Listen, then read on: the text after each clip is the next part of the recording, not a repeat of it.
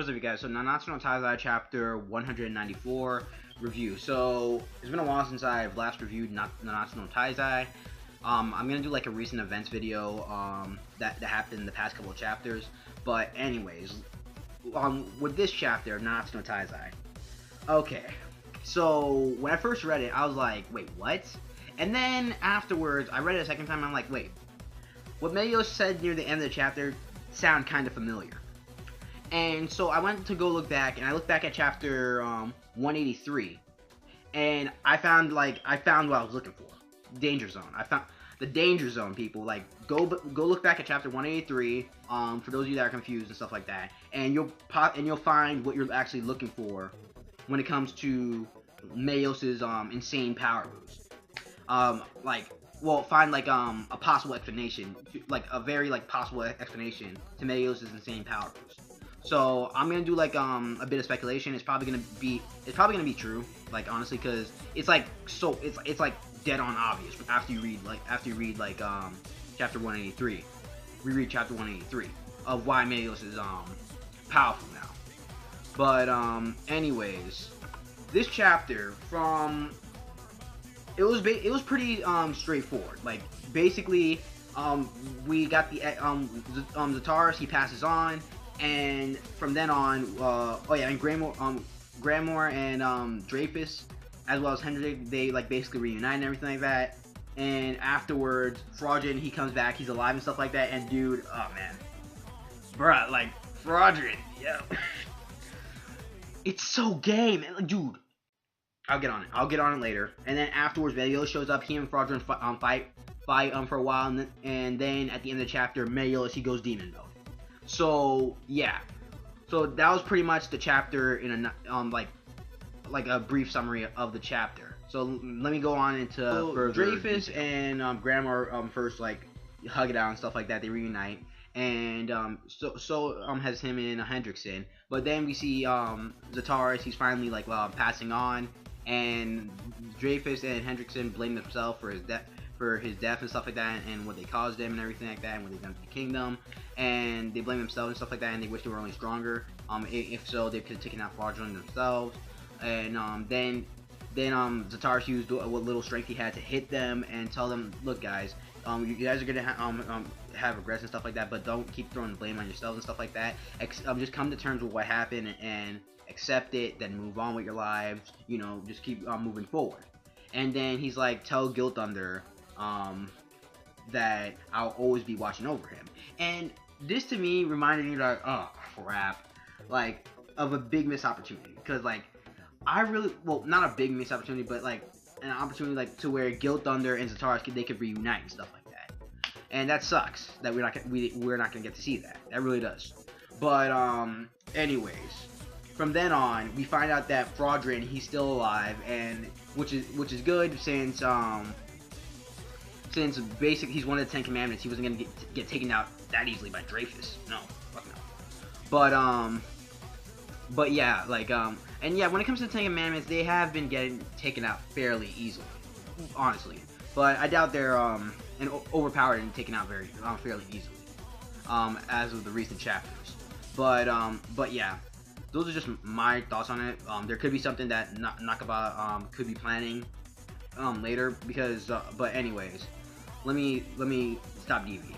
But so then Fraudrin reveals his true power, his true original magic power. Oh my gosh.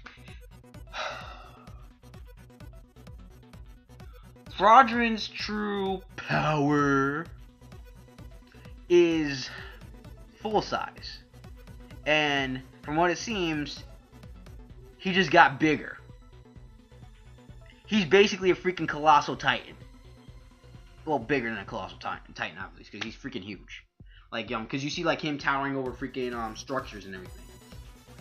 So he's freaking huge. But still, this. Look, man, this power, full size. This power is so lackluster. It's been used so many times in the previous in different series. What the hell am I talking about? Sorry, I lost my train of thought right there. It's been used so many times in different series. Fraudrin, he's basically Yami from Bleach. Like they just grow bigger. That's their power. But they have Yami had a special circumstance to how he grew. Like basically, the angrier he got, the bigger he got, and the bigger and more powerful he got.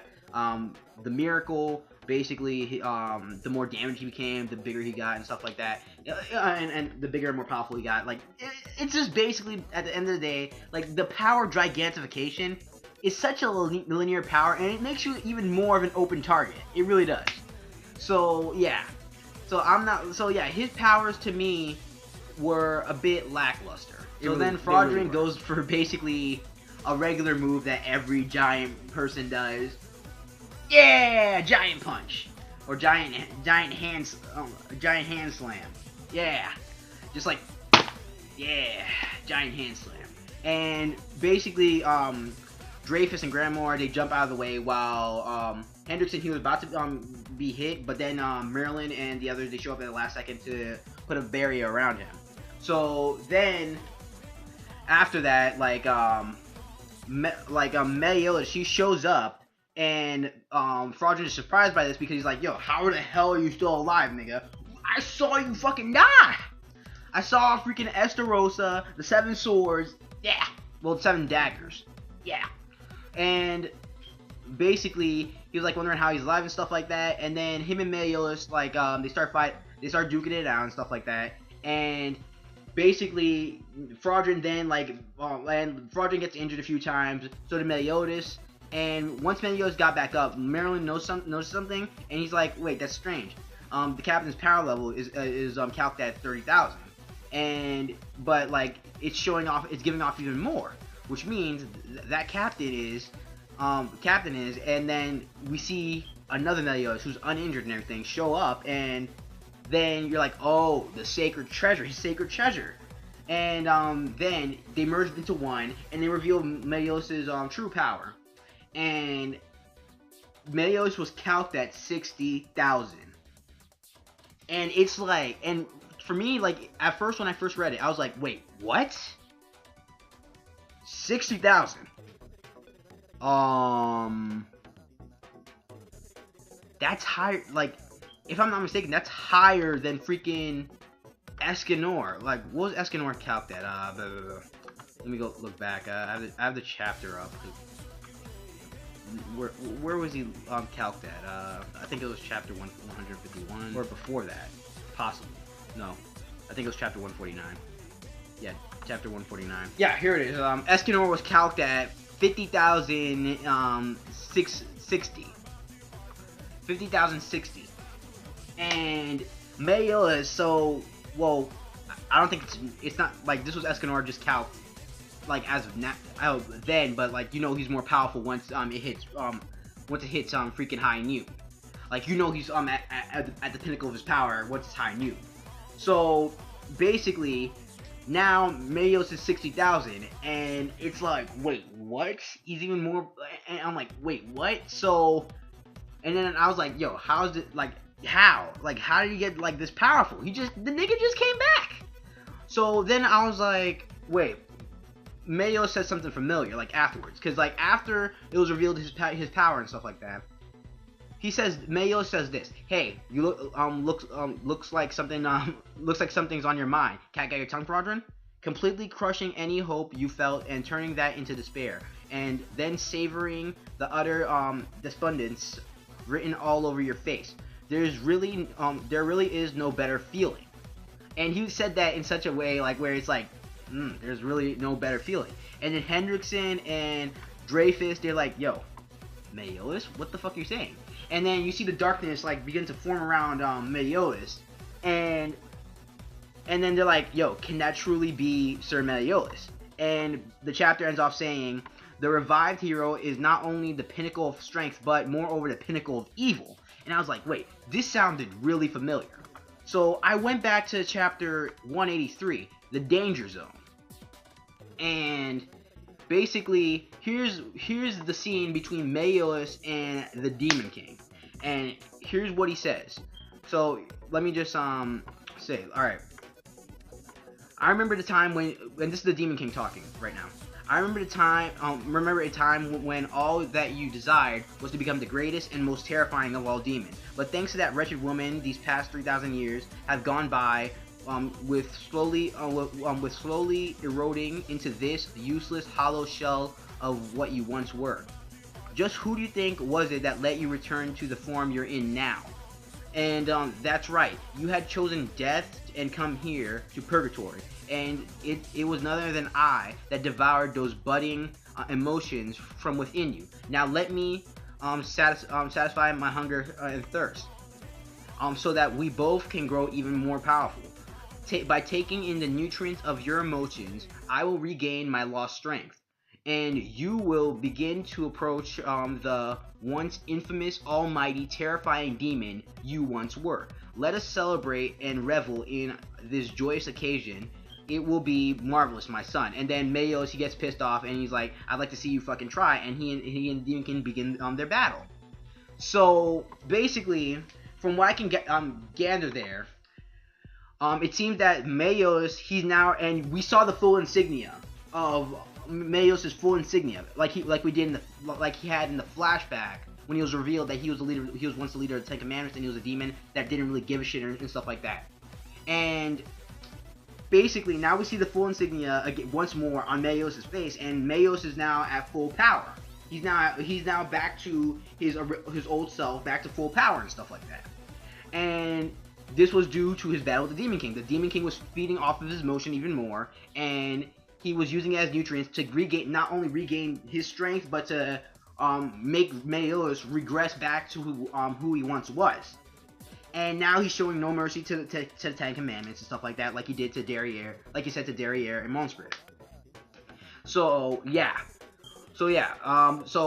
that's basically what I can gather from what happened in chapter 183 and enforce it to what's happening now and why Meliodias is so powerful. Because now Meliodias has regressed back to who he once was and stuff like that. Because if you go back to the chapter Meliodias was killed and stuff, well, yeah, the chapter when Meliodias was killed and stuff like that, and we remember the flashback and we saw his insignia and stuff like that. It's like, wait, so Meliodias hasn't, you can like speculate that Meliodias has not been at full power since he only had like the insignia on the left side of his face, not his entire face like it was in the flashback. So you could probably assume that Meliodias wasn't as powerful as he once was before, and it's kind of been hinted at multiple times. So now Meliodias is back at full power, and it's like bruh, and Fraudrin, he's about to get raped. He's about to get raped, obviously, and to me, like, it kind of sucks in a bit, but it's like, it's Fraudrin, I don't really care. But in general, because like in the past recent chapters, I'm probably gonna dive in more into this in my recent events video once I do that.